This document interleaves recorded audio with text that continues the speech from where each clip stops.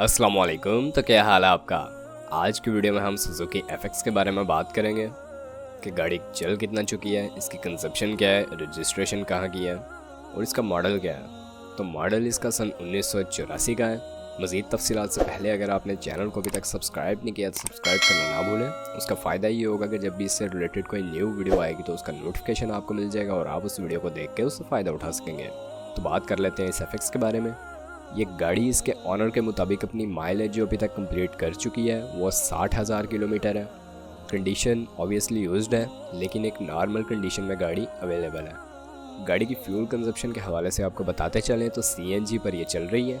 और अगर इसकी रजिस्ट्रेशन के हवाले से बात कर ली जाए तो गुजरांवाले के नंबर पर ये रजिस्टर्ड है। अब गाड़ी इनर टोटली जेन्युइन है और टोकन इसका जो है वो सन 2019 तक पेड है।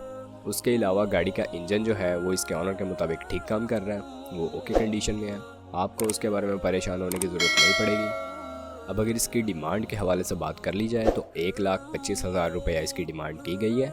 आप अगर इस गाड़ी के बारे में इंटरेस्टेड हैं, इसके बारे में मज़ीद मालूमात हासिल करना चाहते हैं या इसके ऑनर से डायरेक्ट रब्ता करके इसकी डील करना चाहते हैं तो इस वीडियो की डिस्क्रिप्शन में ही आपको एक कॉन्टैक्ट लिंक प्रोवाइड किया गया है इस गाड़ी के हवाले से।